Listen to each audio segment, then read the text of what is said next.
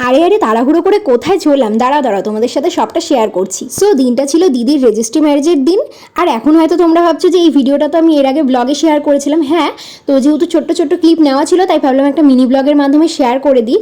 আর এখানে দেখো মা আমাকে বকাবকি শুরু করে দিয়েছে। আসলে মা বলছিল যে টোটো আসছে কিনা সেটাই দেখতে। বাইরে বেরিয়ে দেখি যে টোটোওয়ালা আগেই চলে এসছে।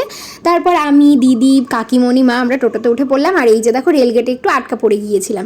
আর দুই দাদা ওরা একটু পরে যাবে, যেহেতু ওরা বাইকে যাবে। আর এই যে দেখো আমরা ম্যারেজ অফিসে চলে এসেছি। তোমরা কিন্তু অবশ্যই কমেন্টে জানিও দিদিকে কেমন লাগছে। আর এই যে এটা হচ্ছে আমার জিজু, আর এখানে দুই তরফের লোকজন বসে আছি, তো ছেলেপক্ষ আর মেয়েপক্ষ। তো এখন ওদের দুজনের সিগনেচার চলছে। তো সিগনেচার হয়ে যাওয়ার পর এখানে দেখো ওদের বায়োমেট্রিক হচ্ছিল, আর যারা যারা সাক্ষী দিয়েছিল তাদেরও। যাই হোক, তো সমস্ত ফর্মালিটি হয়ে যাওয়ার পর এখানে দেখো ওদের একটু ফটোশ্যুট হচ্ছিল, আর এখানে ওরা দুজন দুজনকে গোলাপ দিচ্ছিল। যাই হোক, তো দেখো এখানে আমার দিদি পুরো লজ্জা পেয়ে গেল। সো তারপর এখানে আমরা একটু সবাই বসেছিলাম। তো বলেছিল আজকেই সার্টিফিকেটটা দেওয়া হবে, যার জন্য একটু ওয়েট করতে বলেছিল। আর এই যে ছোট্ট বাচ্চাটাকে দেখছো, এটা হচ্ছে আমার দিদির জায়ের ছেলে। এত কিউট, কি বলবো, আমার সাথে তো পুরো মিশে গেছে। আর তারপর সার্টিফিকেট নেওয়া হয়ে গেলে আমরা চলে আসি একটা মিষ্টির দোকানে।